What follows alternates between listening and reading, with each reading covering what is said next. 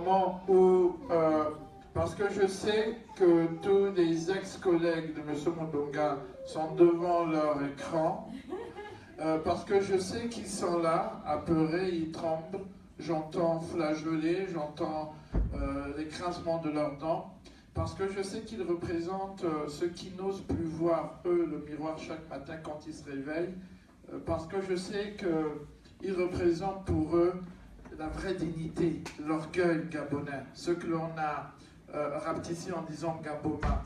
Parce que je sais qu'il y a une sentence prononcée chaque jour contre eux. M. Mundunga a une sentence contre toutes ces personnes qui disent « Mais nous, on est là, on ne pouvait pas fuir, on était là, Ali Bongo était là. » Parce que je sais qu'ils sont là et qu'ils écoutent, je vous demande de laisser courir ce qui vous reste de cœur, ce qui vous reste d'intelligence, de demander à tout cela de courir très vite vers vos oreilles pour écouter ce qu'il aura à vous dire, en fait. S'il vous reste un peu d'intelligence, écoutez-le. M. Mundunga, il est là.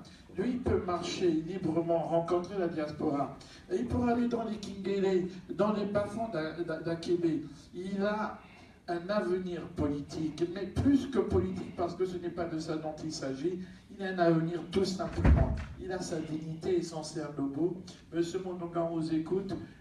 C'est un Gabonais qui a parlé. Et c'est un autre Gabonais, et je dis un vrai Gabonais qui va parler.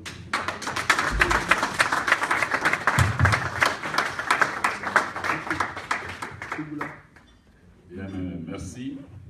Monsieur le maire, encore une fois, merci d'avoir accepté que les jeunes Gabonais résidant ici dans votre ville et dans les environs qui vous ont sollicité, merci de leur avoir accordé les facilités qui aujourd'hui nous permettent d'échanger avec eux.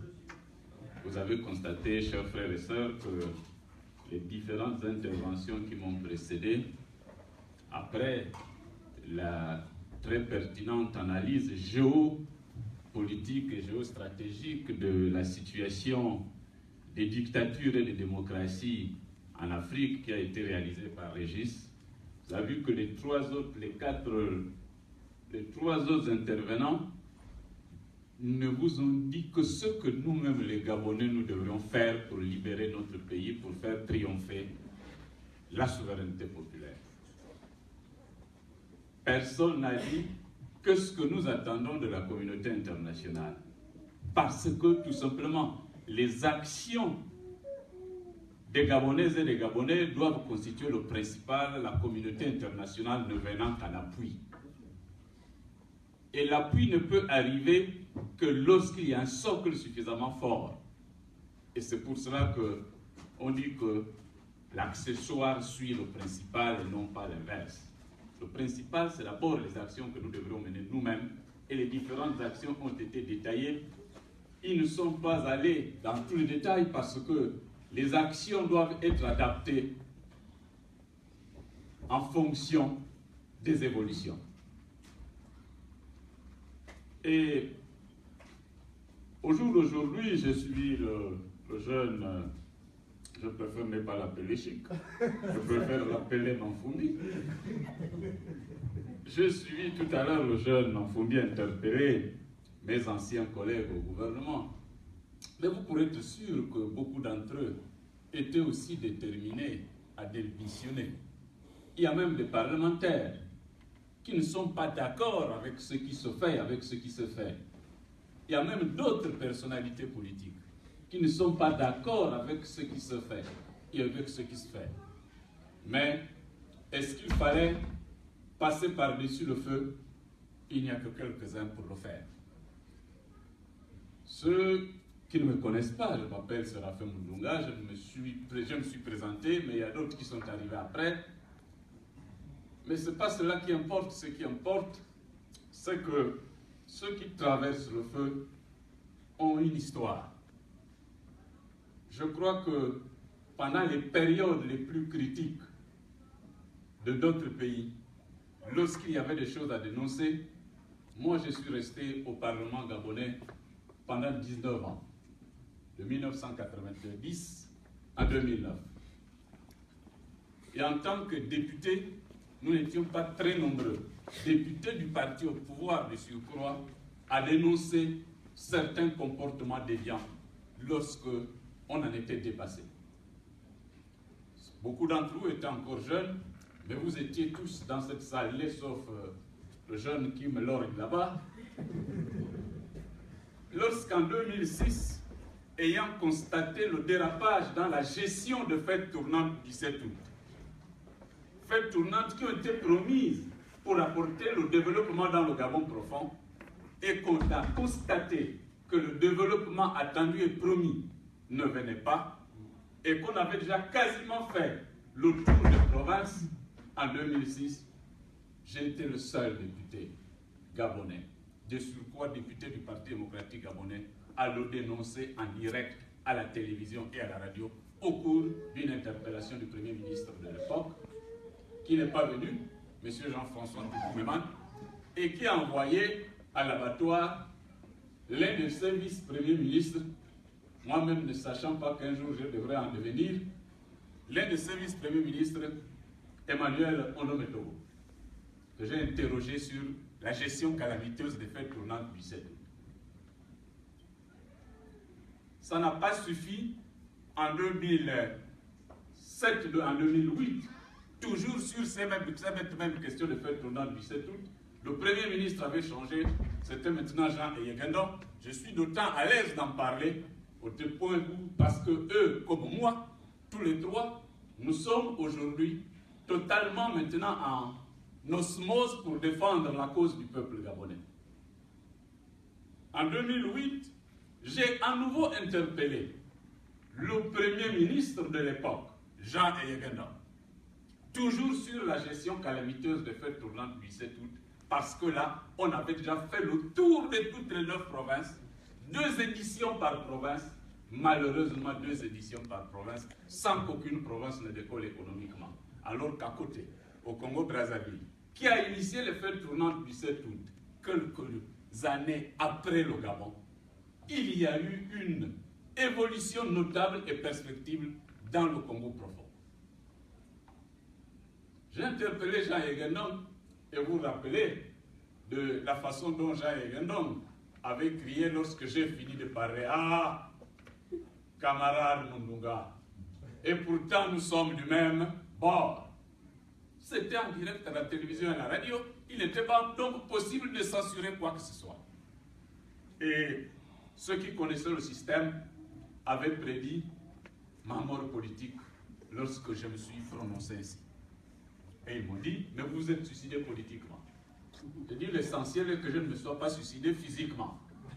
Et aussi longtemps que je resterai sur la charpente qu'on appelle le corps, il est à peu près sûr qu'on comptera toujours avec moi. Et je crois qu'au jour d'aujourd'hui, lorsque les uns et les autres se rappellent de cela, que j'ai bravé à l'époque tout ce que les gens ne pouvaient pas faire. On est allé demander au président Omar Bongo, que Dieu est son âme, comme de maître de l'Assemblée nationale. Il a refusé de le faire. Il a dit, mais il a dit quoi? Ah, il a dit ceci. Mais je n'ai pas suivi, il faut rediffuser. Et vous savez à qui il a demandé de faire rediffuser ça? À René de Mesobia, ministre de la communication de l'époque. Et ça a été rediffusé pendant le week-end pour que le lynchage médiatique soit suffisant. Et on a demandé qu'on m'enlève, on ne m'a pas enlevé une part. Je suis resté. Tout en continuant de... Mais le contexte de l'époque ne permettait pas aux gens de se rendre compte qu'il y avait certaines personnes qui se battaient de l'intérieur pour essayer de faire modifier le comportement politique des acteurs politiques pour notre pays. Il y en a d'autres. Et c'est pour ça que je dis que même parmi les membres du gouvernement actuel, même parmi les parlementaires, il y en a qui ne sont pas d'accord avec. Mais comment passer par-dessus le feu lorsque vous savez que dès que vous posez cet acte, vous pouvez même payer même le sacrifice extrême. Moi, pour avoir démissionné, j'ai échappé en 10 jours à 4 tentatives d'enlèvement et d'assassinat. Mais je m'y attendais Et c'est pour cela que j'ai pris un ensemble de dispositions. Je m'y attendais. Donc, le moment venu, souhaitons simplement que d'autres progressivement comprennent la nécessité de ne pas continuer avec le symbolisme que j'ai évoqué il y a quelques semaines autour de 3 types d'animaux qui caractérisent les personnalités politiques. Mais je ne vais plus revenir là-dessus, on en a parlé abondamment. Oui. Je vais vous envoyer l'élément. Il y a 3 types d'animaux en politique. Le premier animal s'appelle le chien. Ils sont 3. Il y a le chien, il y a le chat et le singe. Commençons par le chat. Commençons par le chat. Le chat, lui, il est attaché à la maison, attaché au foyer. Même si les maîtres changent, même si c'est un maître devenu, même si le nouveau maître n'est qu'un locataire qui doit passer, il est toujours là, attaché à la maison. Même si la maison est vendue et qu'il y a un nouveau propriétaire qui s'installe, si vous n'emportez pas le chat continue à y demeurer parce qu'il est attaché au foyer. Et le deuxième animal, c'est le chien. Le chien, lui, il est attaché au maître. Quels que soient les comportements du maître, il y est toujours attaché. Et je disais même que même lorsque le maître devient génocidaire, le chien est davantage content parce qu'il sait que c'est de la viande en plus. Et le troisième animal, c'est le singe. Et le singe, lui, il passe toute sa vie à cabrioler de branche en branche, suivant les fruits mûrs, suivant les fruits verts. L'essentiel est qu'il puisse en manger. Mais ces animaux ne sont différents que d'apparence. En réalité, dans le fond, c'est la même chose. Parce qu'ils ne sont attachés qu'aux choses matérielles, aux intérêts. Et rien qu'aux intérêts et pas à autre chose. Et c'est pour cela que tous se ressemblant, il y a un animal qui se distingue, qui constitue une troisième catégorie. D'accord, attaché au matériel, parce qu'il a besoin des habits pour se protéger du froid. Nous sommes en plein hiver ici. Parce qu'il a besoin probablement d'un logis pour pouvoir s'abriter, puisque même les animaux en brousse, ils ont des terriers, des tanières, des nids, et j'en passe. Mais cet autre animal, intéressé aux choses matérielles, a un attachement particulier, un attachement aux valeurs. Et c'est cet attachement aux valeurs qui distingue l'être humain des autres espèces animales. Et le jour où chacun se posera la question du fond de lui, qui suis-je? Est-ce un singe? Est-ce un chien? Est-ce un chat? Est-ce je peux être aussi attaché à la forme matérielle et aux valeurs? La réponse qu'il se donnera lui permettra de se déterminer en connaissance de cause et en toute conscience.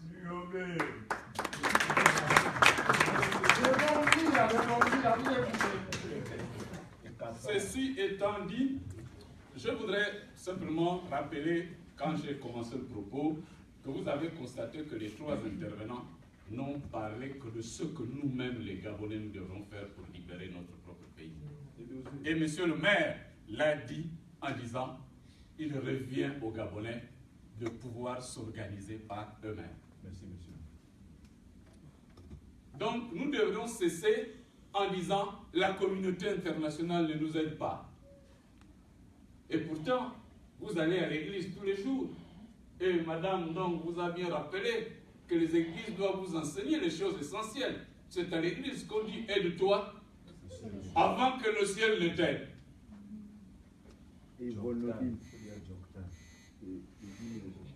Ne croyez pas que le ciel va vous aider si vous ne commencez pas par vous aider vous-même. Et c'est pour ça que lorsqu'on a intitulé le thème de Nairobi à Strasbourg, quelles sont les perspectives et quels sont les acteurs pour la démocratisation et la paix au Gabon, moi j'étais simplement en train de m'interroger sur qu'est-ce que nous, Gabonaises et Gabonais, pourrions-nous attendre de la communauté internationale en appui aux actions que nous menons nous-mêmes, aussi bien à l'intérieur du Gabon qu'au sein de la diaspora, pour que la paix, la démocratie et les droits de l'homme puissent triompher au Gabon. Voilà comment moi j'ai transformé la question pour essayer d'apporter une réponse. Les réponses de tout ce que les Gabonais doivent faire viennent d'être développées.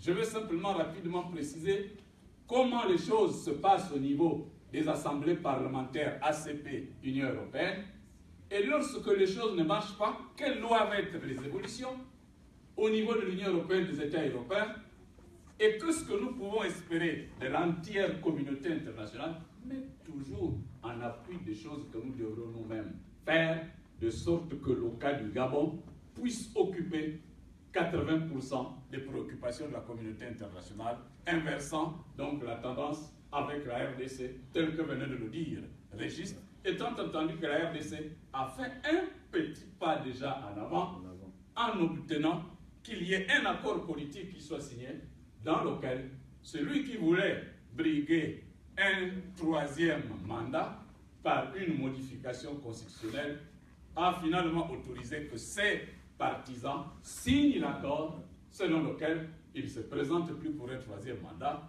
et qu'il y a une transition permettant d'organiser de nouvelles élections présidentielles. Donc, et ensuite, cette communauté internationale, on va rapidement dire exactement ce qu'elle peut faire au niveau de tous les États libres de ce monde. Maintenant, eux, ils ont parlé de toutes les actions que les Gabonais devrions faire nous-mêmes, aussi bien à l'international qu'au niveau national. Certaines de ces actions telles qu'ils les ont dites, beaucoup peuvent croire que c'est illégal. Alors, on vous parlera un tout petit peu à la fin du caractère légal de toutes les actions dont ils ont parlé tout à l'heure. Voilà un peu planter le décor de ce qui devrait constituer un tout petit peu la trame de mon intervention. D'abord, comment les choses se passent au niveau ACP Union européenne.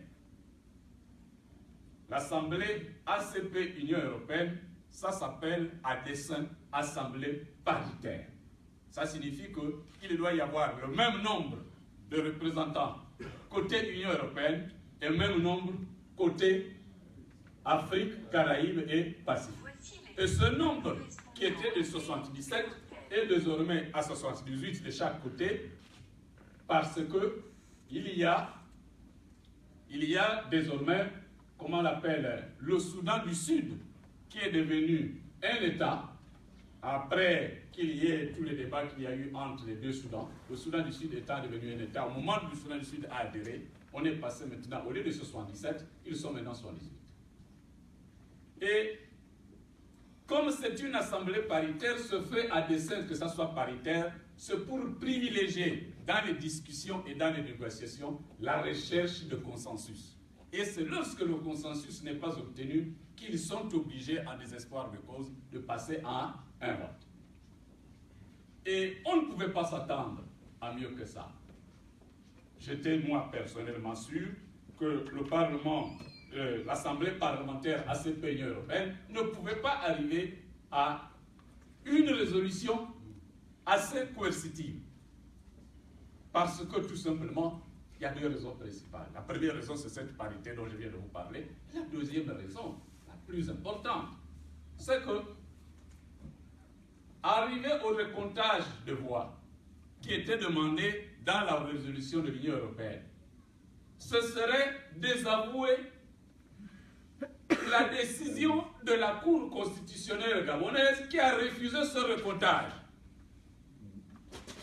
Or, la même Cour constitutionnelle venait de proroger le mandat des députés qui sont allés représenter le Gabon à la réunion de Nairobi. La bienfaitrice Cour constitutionnelle qui a augmenté de 6 mois le mandat des députés sans plus que ça ne soit le peuple gabonais qui proroge le mandat de quelqu'un qui détient un mandat parlementaire, la Cour la bienfaitrice cour s'attendait au retour d'ascenseur, qu'on puisse aller se battre bec et ongle, quitte à le faire même avec des mallettes d'argent, pour obtenir qu'il n'y ait pas de résolution qui soit prise. C'est pour ça qu'ils sont allés avec une résolution opposée. Et la seule chose que nous devrions noter, Gabonaises et Gabonais, c'est qu'il y a eu des parlementaires gabonais censés représenter le peuple gabonais qui vont à une conférence internationale et on leur dit, on leur pose deux questions. Oui ou non, est-ce que vous êtes d'accord? Un, qu'on procède à un recomptage pour qu'on vérifie la véracité de l'expression populaire gabonaise. Ils disent non. Deuxième question, est-ce que vous êtes d'accord que nous puissions envoyer une mission d'enquête internationale faire le point sur les assassinats et les autres atrocités, dont des viols, dont des enlèvements, dont des arrestations arbitraires, dont des gens qui sont blessés et handicapés à vie, dont des personnes disparues. Est-ce que vous, en tant que représentant de peuple africain, représentant de peuple gabonais, vous êtes d'accord qu'une commission d'enquête indépendante vienne vérifier la véracité de tous ces éléments pour que, d'une part, là où c'est encore réparable, on puisse réparer par indemnisation et déterminer qui doit indemniser, et que d'autre part, comme la mort, il n'y a plus de possibilité de faire revenir quelqu'un à la vie, mais ils ont laissé, des pères et des mères de famille ont dû laisser des orphelins, des femmes ont dû laisser des veufs, des hommes ont dû laisser des veuves. Est-ce que leurs ayants droit ne pouvaient pas bénéficier d'une sorte de petite indemnisation permettant non pas de combler le vide humain, mais au moins de faire en sorte que si c'était cette personne qui était le pivot de la famille qui survenait aux besoins de cette famille, que cette famille ne puisse pas disparaître en même temps, faute de moyens de subsistance. Les représentants du peuple gabonais à cette rencontre de Nairobi ont dit « Nous ne voulons pas de tout cela. Que ceux qui sont handicapés se débrouillent. À la limite, il fallait qu'ils soient dans leur maison au moment où ça s'est passé, oubliant qu'il y a des gens qui ont été enlevés dans leur propre domicile et même de nuit, tirés du lit et du sommeil. »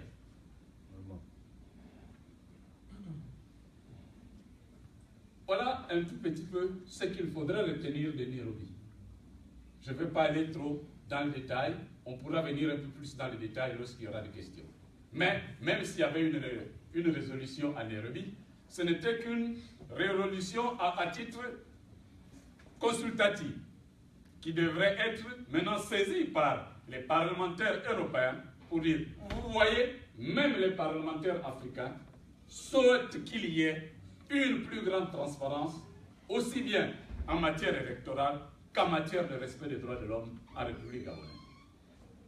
De sorte que eux, forts de cela, remontant à Strasbourg, puissent avoir davantage d'arguments.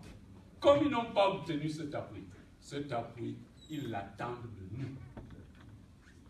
Et c'est pour cela que la délégation qui devrait être constituée pour aller à Strasbourg, ce n'est pas pour aller faire la pression, c'est pour aller dire, allez-y, nous vous soutenons. Nous ne sommes pas tous les Gabonais ici présents parce que tous les Gabonais sont au Gabon et qu'en France, il y a moins de Gabonais que le nombre de Français au Gabon. Oui, ça, il faudra souvent le leur rappeler. Et que l'immigration, ce n'est pas de la France, ce n'est pas du Gabon vers la France, c'est de la France vers le Gabon. Il y a 15 000 Français au Gabon, il y a 5 000 Gabonais en France. La seule fois qu'on a découvert un Gabonais en processus d'immigration massive, c'est dans une valise, c'est la semaine qui est en train de se faire. Et ça, lorsqu'on le vérifiera, je crois que ce sera un bon galon qu'il faudra donner à M. Ali Bongo Ondimba, d'avoir réalisé en si peu de temps ce que ni Léomba ni Omar Bongo n'ont réalisé, même son père qui lui a régné pendant 42 ans. Ça, il faut qu'on puisse le diplômer. et qu'il y ait un symbole que nous mettons au pays pour nous souvenir que, est-ce qu'on va dire grâce, est-ce qu'on doit dire à cause, mais je crois qu'à cause d'Ali Bongo Ondimba, un Gabonais s'est retrouvé dans un processus d'immigration massive dans une valise.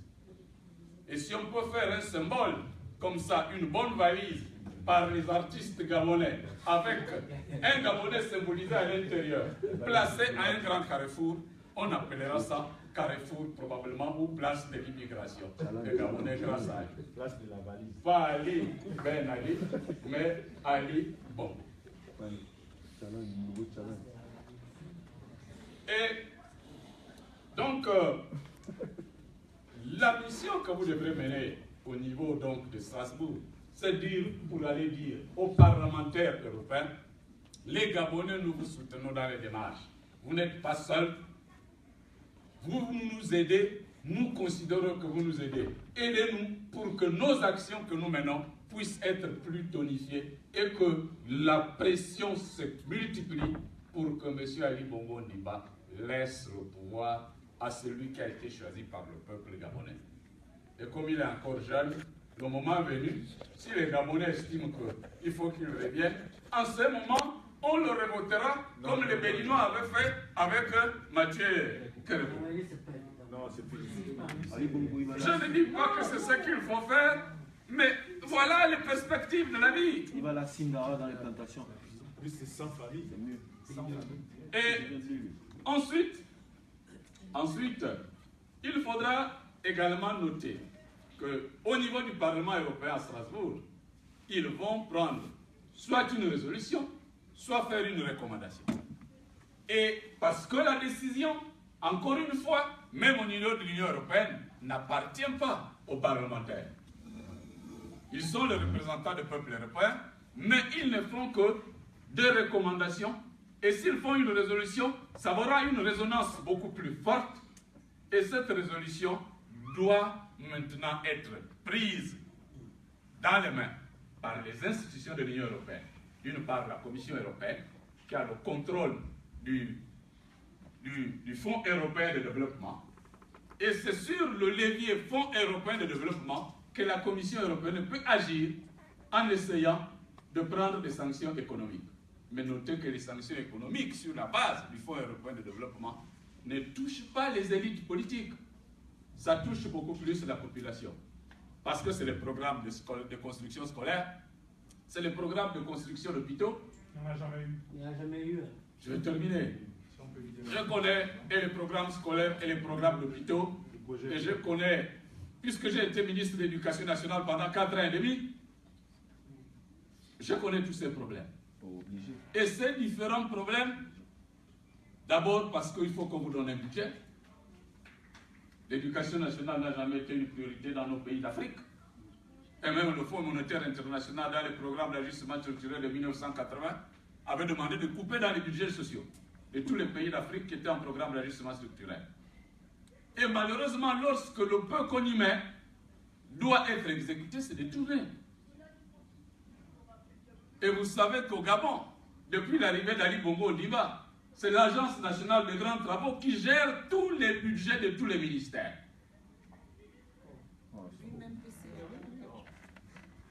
Et ça, vous le connaissez mieux, puisque ici, vous êtes la diaspora, se constitue essentiellement des intellectuels. Et vous savez, ceux qui le savent, que la seule fois où il y a eu construction des salles de classe, pendant que j'étais à l'éducation nationale, la seule fois, ça a duré 2 ans. C'est pendant que le budget était encore au ministère. Lorsqu'ils ont transféré à l'Agence nationale des grands travaux, pas une nouvelle salle de classe. En 2 ans, on a construit 400 salles de classe, plus les amphithéâtres, à l'université Omar Bongo à l'NS, plutôt à l'N7. Les autres années, l'ARGT a pris tout le budget. Plus grave, ils sont venus me demander de signer une salle de classe d'un lycée. Il faut signer le marché. 200 millions de francs CFA par salle de classe. C'est du piège, à haut niveau. Il y avait quoi dans les chambres? Il y avait le parquet. Et même. J'ai refusé de signer. On a organisé des gens pour organiser des grèves au niveau des élèves parce que Moudounga a refusé de signer le marché de l'ANGT. J'ai dit, je sais qui est derrière les marches. Ah, il faut aller régler le problème. J'ai dit, je ne réglerai pas le problème. J'ai pris l'avion, je suis allé à Grenoble, aller donner une conférence à mon université. Ah, il voyage même alors que les élèves sont dans la rue. J'ai dit, mais c'est lui qui a mis le feu qui va se débrouiller à l'éteindre. Et je savais que c'est lui-même, Ali, qui avait allumé le feu à la demande de l'ANGT. Avec son gros ventre là. Et comme ils étaient coincés, c'est au cours d'un voyage à l'étranger, lui aussi, comme il aime voyager, heureusement que pour le moment il est un peu coincé, puisque partout, personne ne veut l'accueillir. C'est depuis l'étranger qu'il a maintenant fait le discours, lançant un appel aux élèves pour arrêter la grève. Et ils ont, comme par miracle, par simple appel, arrêté. Et j'ai dit, vous voyez maintenant d'où venait le feu, il a fallu que ce soit lui qui souffle pour que ça puisse s'éteindre. Un vieux renard de la politique comme Moudounga Serafin, quand vous faites cela, les gens croyaient que je ne les voyais pas. Ils ont dit, bon, on va le mettre à la justice. Je suis allé à la justice, passe-toi, tranquillement. Enlever tout le budget. Ok. Le programme de nouvelles prisons, où est le budget? Il n'y a plus de budget. Ok, on attend. Ah, il faut visiter les prisons. Je ne visiterai pas les prisons puisque je n'ai pas d'inscription budgétaire pour construire les prisons. Quand j'irai visiter, quel est l'engagement que je dois prendre? J'en ai profité pour visiter une prison au cours d'une mission avec la Cour des comptes. J'ai dit, bon, je m'en vais quand même aller visiter telle ou telle prison, puisque je suis dans la zone. Mais sans prendre d'engagement.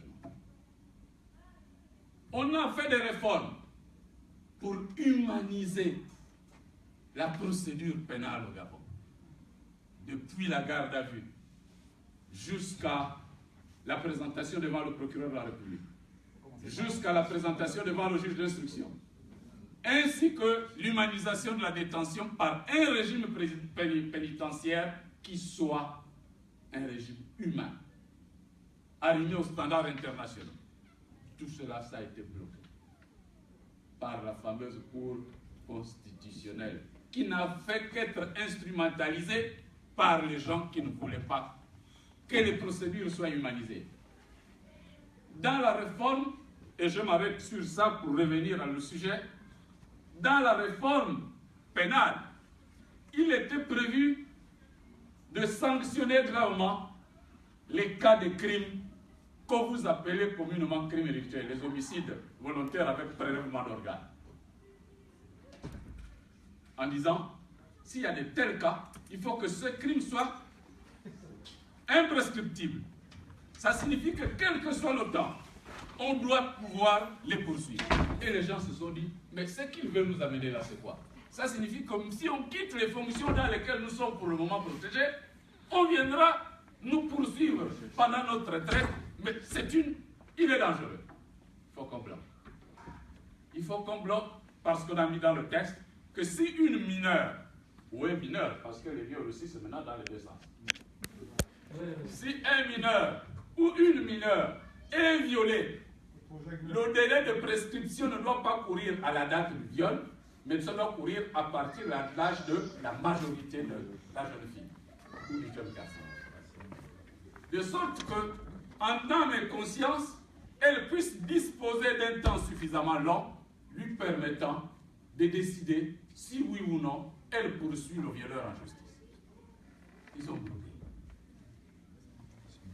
On a dit là-dedans, l'actuel code de procédure pénale du Gabon, toutes les atrocités qui viennent de se passer au Gabon, et parce que, je le comprends mieux, parce qu'on se préparait à faire les mêmes atrocités.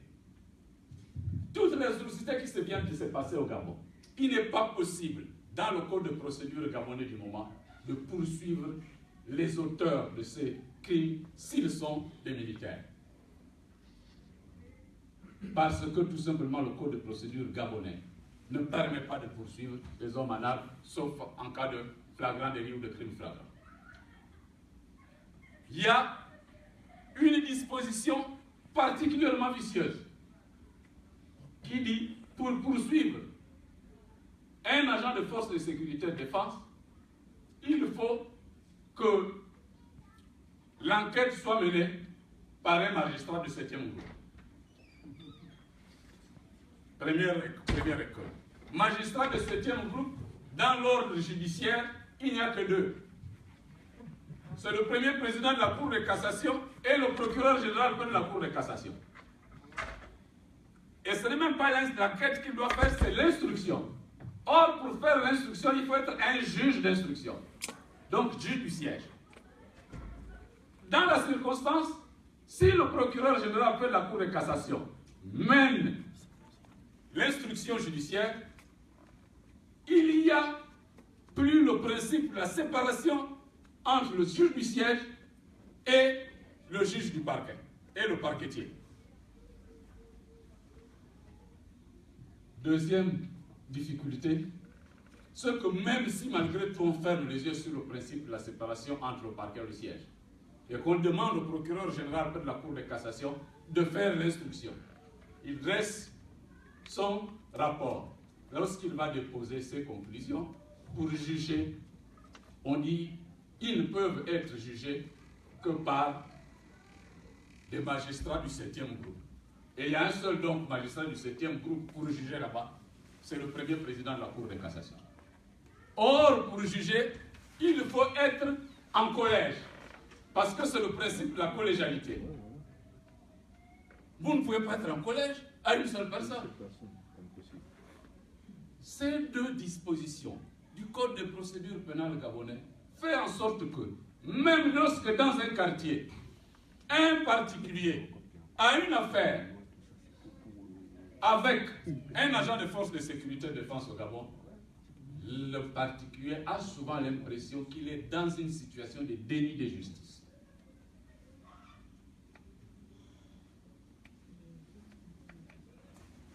Voilà.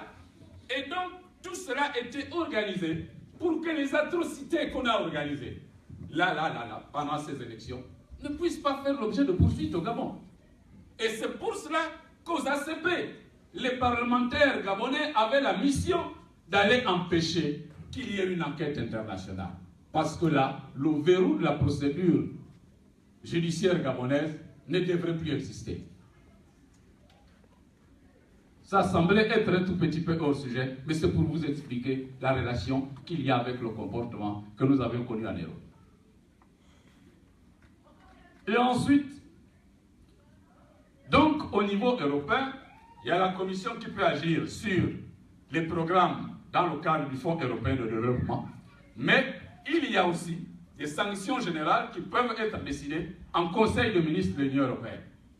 Et c'est ces sanctions-là qui peuvent être prises sur la base de la résolution prise au niveau de Strasbourg. Donc, quand vous serez à Strasbourg, et les Gabonais qui nous suivent, il ne faut pas qu'ils se disent, dès Strasbourg, il y a des sanctions qui vont être annoncées. Non, il n'y a que des propositions qui peuvent être faites sous l'ordre d'une résolution, et il revient donc aux instances de décision de décider. Au niveau de l'Union européenne, c'est la Commission et le Conseil des ministres de l'Union européenne. Troisième niveau de sanctions, ce sont les États membres de l'Union européenne qui, sur le plan bilatéral, peuvent prendre des mesures sur un ensemble de programmes qu'ils ont avec le Gabon. Mais dans ce cadre-là, les mesures les plus importantes, ce sont les mesures ciblées et ce sont les plus efficaces. Si l'État français, l'État allemand, et j'en cite, tous les États membres de l'Union européenne, État par État, prennent des sanctions ciblées sur la base de la résolution des parlementaires, vous pourrez être sûr que la junte qui aujourd'hui croit régner aura beaucoup de difficultés à faire face aux différentes actions menées sur le terrain par les Gabonaises et les Gabonais. Et ces sanctions, ça peut être l'interdiction d'entrer dans un territoire de l'Union européenne, l'interdiction de survol même de l'espace aérien de l'Union européenne. Et là, c'est là où les autres États du monde libre, les États-Unis d'Amérique, qui a justifié qu'on fasse des déplacements jusqu'aux États-Unis, c'est pour solliciter qu'il y ait ces sanctions ciblées. Le gel de leurs avoirs qu'ils ont massés partout. La saisine ou la mise sous séquestre de leurs biens immobiliers à travers le monde libre. Voilà un ensemble d'autres mesures qui peuvent être prises. Et ensuite, ces mesures qui peuvent être prises sous forme de sanctions ciblées n'ont pas besoin d'une autorisation du Conseil de sécurité des Nations Unies. La seule autorisation du Conseil de sécurité des Nations Unies est requise rien que pour la mise en application soit du chapitre 6, qu'on appelle 6 bis de la Charte des Nations Unies, soit beaucoup plus du chapitre 7, autorisant une intervention extérieure pour protéger le peuple en danger. Et ce peuple en danger, on le protégerait dans le cadre du principe de la responsabilité internationale de protéger un peuple en danger. Et en l'espèce, le peuple gabonais dont les droits les plus élémentaires sont bafoués. Le droit de choisir et de révoquer librement ses dirigeants, d'une part, le droit même à la vie. Et comme vous le savez, ces droits constituent le corpus de l'ensemble des droits de l'homme. Première génération, droit à la propriété, droit de la sûreté, la liberté, qu'on appelle les droits civiques et politiques. Droits de deuxième catégorie ou droits sociaux. Et là, on a les questions liées au droit du travail, au droit de grève, ainsi de suite. Le droit de troisième catégorie en relation avec l'environnement et dans lequel on trouve le droit du peuple à disposer d'eux-mêmes. Qui s'ajoutant à la liberté de choisir les dirigeants, qu'est le droit de vote, qu'est un droit de première génération, permet à chaque peuple non seulement de choisir le système politique qu'il se veut, mais également les dirigeants politiques qu'il lui faut. L'ensemble de ces droits sont prévus par les textes internationaux, notamment la Déclaration des droits de l'homme et du citoyen française de 1789, mais ce n'est pas elle, cette déclaration, qui fait la force de cette disposition en ce qui concerne les pays autres que la France, mais c'est le fait que nous ayons repris ça nous-mêmes dans nos différentes constitutions, au titre du préambule, dans les références. La Convention, plutôt la Déclaration universelle des droits de l'homme de 1948, qui celle-là a été adoptée par les Nations Unies. Et nous la référençons aussi dans les constitutions. Et ces références dans la Constitution s'appellent, ensemble avec le préambule de la Constitution, le bloc de constitutionnalité. Donc, qui donne à ces différents droits une valeur constitutionnelle. Dans ces références, pour ce qui concerne le Gabon, on a ajouté la Charte africaine des droits de l'homme et des peuples. Plus important, on a ajouté quelque chose que les Gabonais ne regardent plus. L'une des victoires de la conférence nationale de 1990, c'était d'adopter la Charte nationale des libertés. Et cette Charte nationale des libertés a fait l'objet de la loi 290. Cette loi 290 est référencée dans le préambule de la Constitution. Ça signifie que ce n'est plus simplement une simple loi, ça a maintenant une valeur constitutionnelle parce que ça fait partie du bloc de constitutionnalité. Et je vais vous lire l'article 5 de cette loi.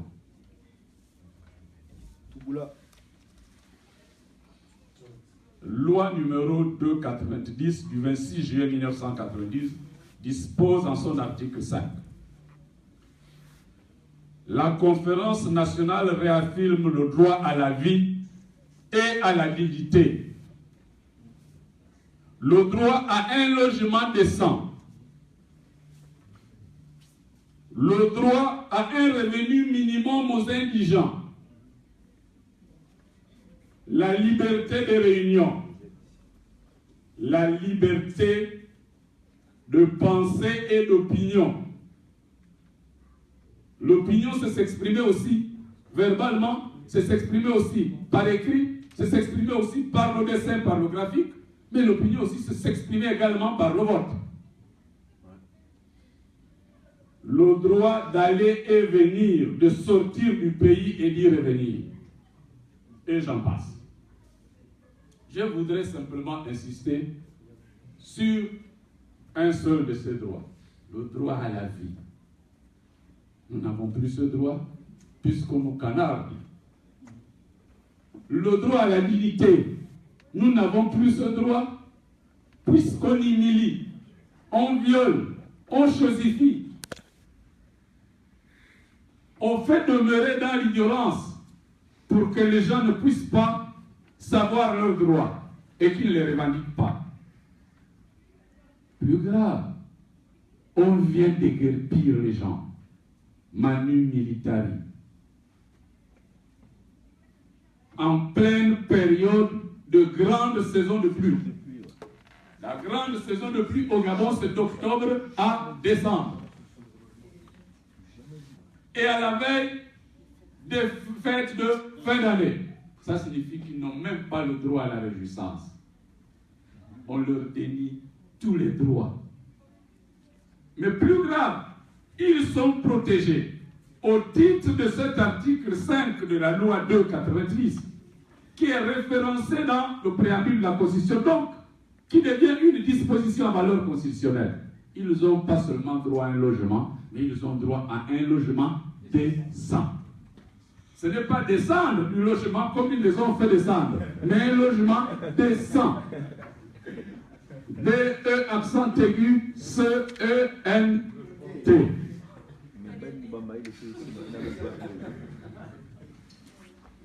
Et on a transformé ça, on a envoyé les militaires. Et les militaires leur ont posé la question. Le logement, allez descendre.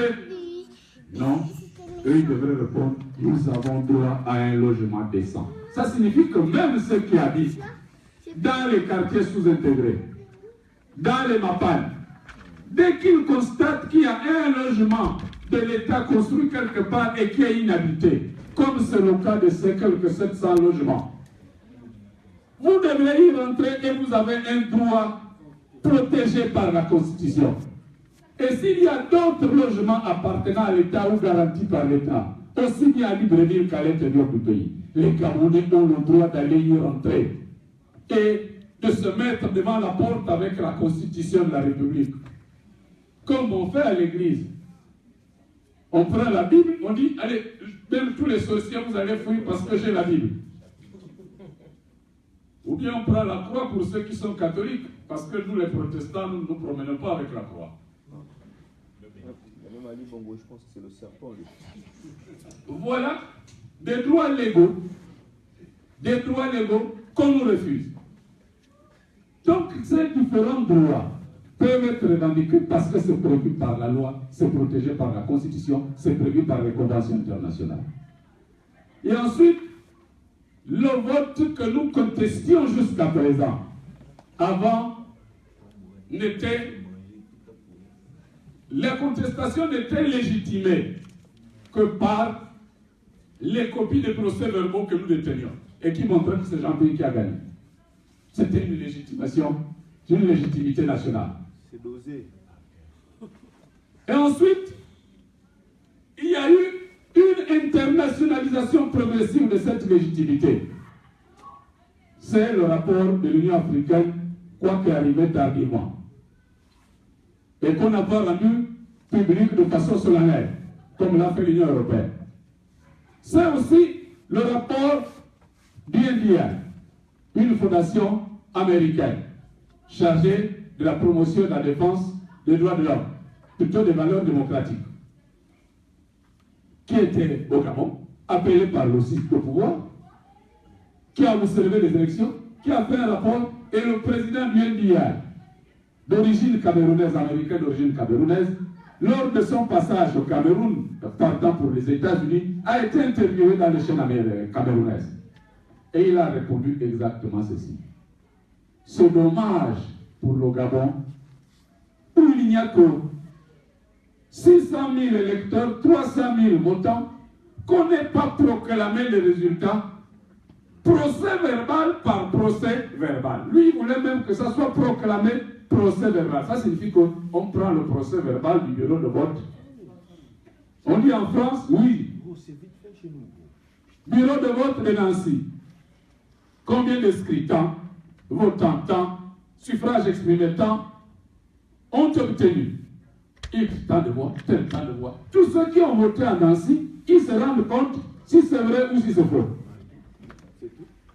Et ce n'est que 300 000 électeurs pour un total de 2 000 à 3 000 bureaux de vote, donc 2 à 3 000 procès-verbaux. Et ensuite, la troisième et dernière légitimation internationale de notre revendication de la reconnaissance de la souveraineté populaire, c'est le rapport de l'Union européenne qui, lui, a été remis de façon solennelle. Et qui ne demande que les choses les plus simples. Et donc, sur la base de cela, si malgré tout, les gens continuent à s'entêter, nous devrions continuer à mettre en œuvre les différentes actions qui ont été évoquées tout à l'heure. Nous avons le droit, nous ne pourrions pas accepter, comment les Gabonais ont-ils accepté, d'être délogés sans organiser la résistance. Et comment les Gabonais ont laissé qu'on déloge d'autres Gabonais sans les aider à organiser la résistance. C'est de manger. Et comment ceux qui ont été délogés ne peuvent-ils pas revenir en force se faire reloger, puisqu'ils sont maintenant au courant que c'est un droit protégé par la Constitution. Et beaucoup de pays n'ont pas un droit aussi protégé directement. Il n'y a que les grands principes qui sont évoqués. Comment voulez-vous qu'on organise un marathon et on demande aux chefs d'entreprise et aux chefs de service de faire des notes circulaires demandant aux fonctionnaires pour les chefs de service et aux travailleurs du secteur privé pour les chefs d'entreprise circulaires pour injonctives pour qu'ils aillent aller à la course? Parce qu'ils se disaient, s'il n'y a pas cette injonction, personne ne viendra volontairement, ça risque d'être un fiasco. Mais dans le contrat de travail et dans le statut général de la fonction publique, est-ce qu'il y a une mention que, à la demande du chef, je dois aller courir? Et que si je ne pars pas courir, ce serait une faute professionnelle qui va justifier une sanction disciplinaire? Comment peut-on envoyer des circulaires injonctives et des notes injonctives par les chefs d'entreprise pour demander aux travailleurs d'aller au stade pendant la CAN? Ou aux chefs d'établissement qui prennent des notes de service parce qu'on le leur a intimé à eux? S'ils ne font pas la note de service, ils vont la lever des chefs de fonction, des chefs d'établissement peut-être. Mais quelle est la disposition de la loi qui dit qu'un élève doit être obligé d'aller assister à un match? Même s'il en a, même s'il a des tablements, même s'il apprend dans les conditions les plus confortables. Encore que tout à l'heure, vous avez avancé le chiffre de 460 et quelques milliards du coût de la CAN 2017. Le coût actualisé ce matin, c'est 800 milliards. Ouais, c'est obligé. C'est plus de 400. Le coût actualisé ce matin, c'est 800 milliards de francs CFA. Regardez ces grosses lèvres-là. Qui aurait pu régler beaucoup de problèmes d'école et de dispensaires ou de médicaments. Ou de problèmes de pistes pour aller dans les villages ou aller dans les quartiers de toutes les villes du Gabon. Mais s'il me reste 2 minutes, je vais conclure. Je vais simplement conclure pour dire que tous ces droits-là, nous avons le droit de désobéir. De désobéir aux instructions illégales. Et dans ce processus-là, qui consiste à, lorsqu'il y a des situations graves dans le pays, on fait appel au jeu, au spectacle, pour distraire la population, indépendamment du fait qu'il faut chercher à détourner le fond. C'est beaucoup plus pour distraire et faire oublier la souffrance. Et c'est comme ça que vous vous rappelez à une époque, on a fait venir au Gabon un pasteur qu'on appelait pasteur Bonquet, qui était chargé de faire en sorte que les paralytiques marchent et que les aveugles voient. C'est dans le même esprit. Et ce même esprit-là est dénoncé, stigmatisé par un jeune qui était jeune au moment où il écrivait. Il a écrit, il avait 18 ans. Et les gens, il y a même une grande polémique autour de son âge au regard de la profondeur de ses écrits. C'est Étienne de la Boétie qui a écrit au XVIe siècle. dans le discours de la servitude volontaire. Parce que moi, je ne suis pas obligé d'aller au stade si je ne veux pas y aller, même s'il y a une note circulaire. Aucun parent ne peut être obligé de laisser que son enfant aille à un stade alors qu'il est encore mineur et qu'il n'est pas accompagné par le parent.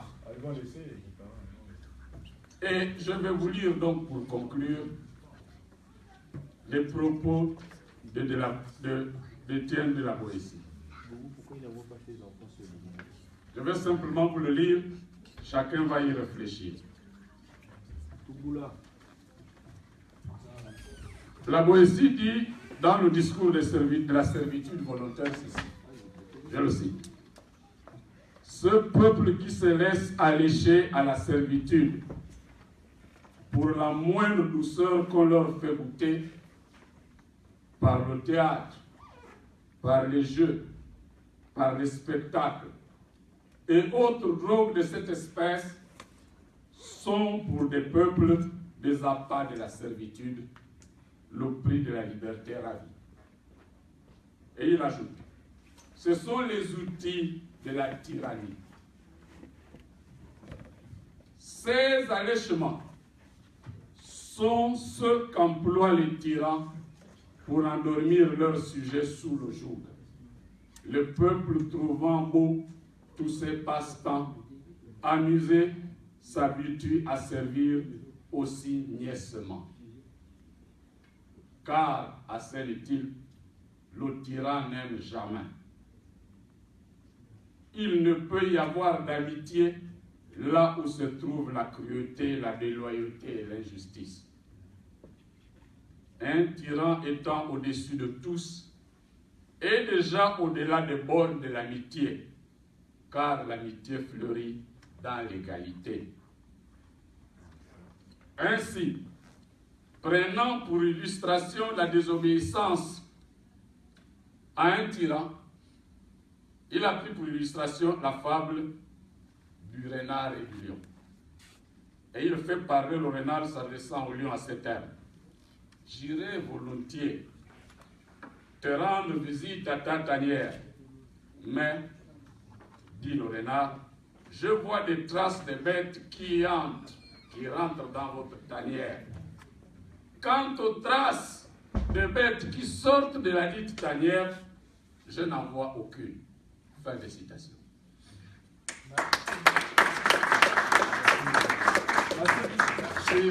Merci en tout cas. Pour vous, j'ai simplement terminé par la valeur qu'est l'égalité. L'égalité qui nous a introduit dans le cadre de cette conférence tout au début, grâce à Cheikh Mahfoudi et à ses deux amis que je ne vois plus dans la salle. Il y a égalité rien que lorsque les gens se reconnaissent égaux, ne fût-ce qu'en droit. Et que les quelques différences, de quelques dissemblances, que ce soit les différences de couleur, ou que ce soit les différences de talent ou de dons, ce sont simplement des spécificités qui permettent d'enclencher les processus de solidarité et de complémentarité, sans lesquels nul ne peut rien réussir tout seul. Et c'est dans cette complémentarité, dans ces solidarités, cette complémentarité, que les Gabonaises et les Gabonais attendent un appoint de la communauté internationale et espèrent que l'Union européenne va les accompagner dans les revendications de leurs droits. Je vous remercie.